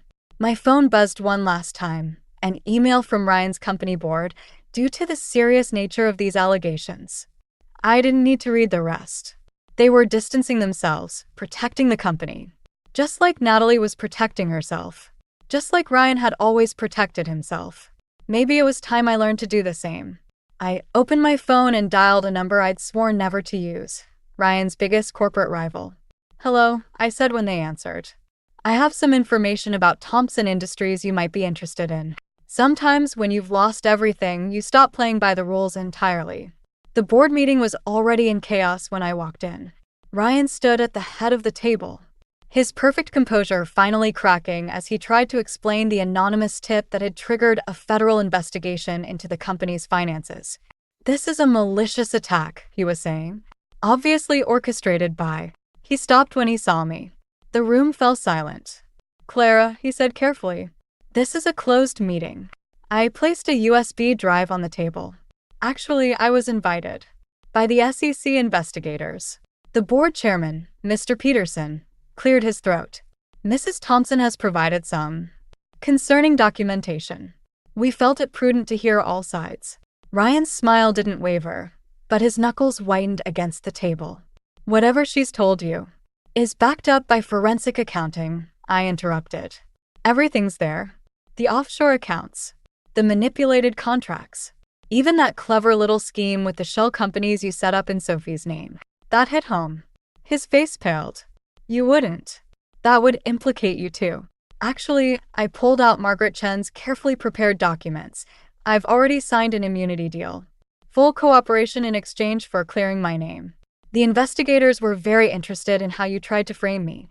A murmur went through the board members. Ryan's carefully constructed narrative was unraveling, and he knew it. What do you want? He asked quietly. Sophie. My voice didn't shake. Full custody. No appeals. No more legal games. Sign the papers right now. He laughed, but it sounded hollow. Or what? You'll destroy everything? Including your daughter's trust fund. No, I said. I'll tell Sophie the truth. About everything. Every lie, every manipulation, every time you chose yourself over her. She's old enough to understand now. You wouldn't dare. Try me. I met his eyes. You taught me well, Ryan. Sometimes you have to be willing to lose everything to win. The room was dead silent. Board members shifted uncomfortably as father and daughter faced off across the corporate battlefield Ryan had created. His phone buzzed, probably Natalie, wondering why their escape plan had derailed. He ignored it. The papers, he said finally. Show me. Margaret stepped into the room, right on cue, with the custody agreement. As Ryan read through it, his hands trembled slightly. If I sign this, the USB drive goes to my lawyer instead of the FBI. You'll have time to arrange things. He looked up sharply. You're giving me a chance to run. I'm giving Sophie a chance to remember her father as something better than a criminal. The pen hovered over the paper. In that moment, I saw the man I'd married, the one who'd once held our newborn daughter with tears in his eyes, promising to always protect her. She'll hate me anyway, he whispered. No, I said softly. She'll miss you. There's a difference. He signed. As security escorted Ryan out, a temporary leave of absence, while the company investigated these concerning allegations, he paused beside me. You could have taken everything, he said. Why didn't you? I thought of Sophie, waiting at Mark's house, still believing in fairy tales and happy endings. Because revenge wasn't worth teaching our daughter that destroying people is how you win. He nodded once, understanding finally crossing his face. Then he was gone. Mr. Peterson approached with a thick envelope. Mrs. Thompson, about your consulting contract. I don't want it, I said. Just clear my name publicly. That's enough. Outside, rain had started falling. My phone showed a message from Mark. Sophie's asking when she can come home. Home. Not to him or me. Just home. I texted back, tell her very soon. And Mark? Thank you for believing in me. As I drove away from the corporate tower where Ryan had built his empire, I realized something. In trying to destroy me, he'd actually forced me to become stronger than I'd ever been. Sometimes winning isn't about what you take from someone else. It's about what you refuse to let them take from you. 6 months later, I found the letter while unpacking the last box in our new apartment. It had slipped behind Sophie's old baby book, cream-colored envelope, my mother's elegant handwriting. For Clara when you need it most. Sophie was at her weekly art therapy session, processing everything in bright colors and bold strokes.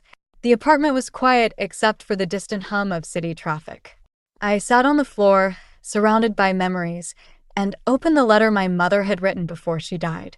My dearest Clara, it began. By the time you read this, you'll understand that strength isn't about winning battles. It's about choosing which ones are worth fighting.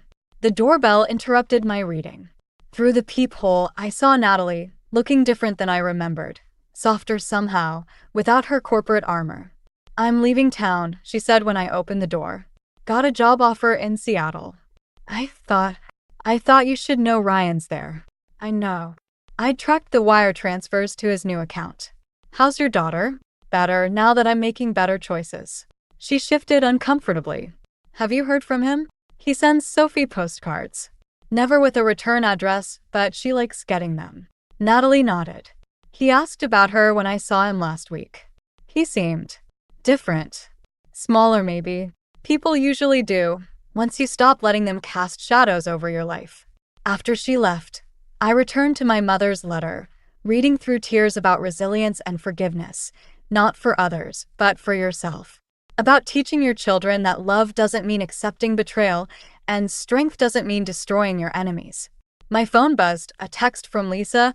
Guess who just got approved for her counseling license? Drinks tonight. Before I could reply, another message came through from Ryan's old number.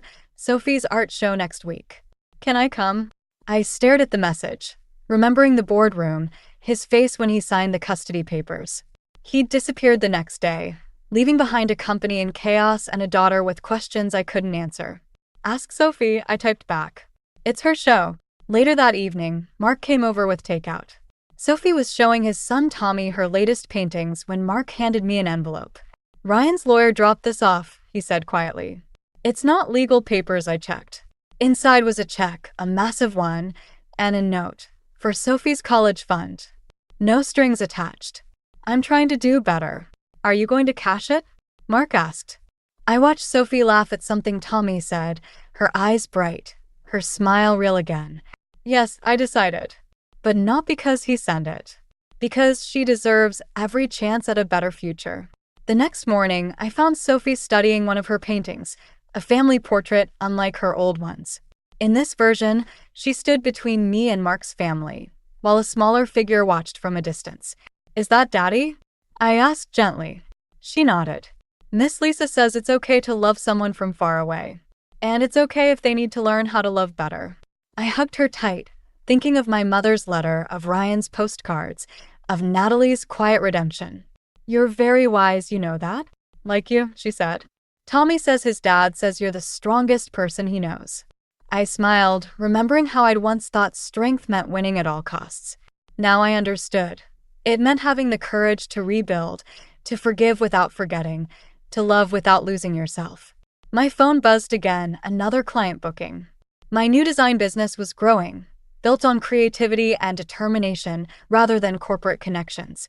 Life wasn't perfect, but it was ours, shaped by choices made with clarity rather than revenge. Sophie returned to her painting, adding bright colors around all the figures, even the distant one. Everyone needs a little light, she explained. I thought of Ryan, somewhere in Seattle, sending postcards to a daughter he was finally learning to love unselfishly. Of Natalie, seeking her own fresh start. Of my mother's letter, still waiting to be finished. Sometimes the happiest endings aren't about getting everything you thought you wanted. They're about discovering what you actually need and having the courage to build it yourself, one bright color at a time.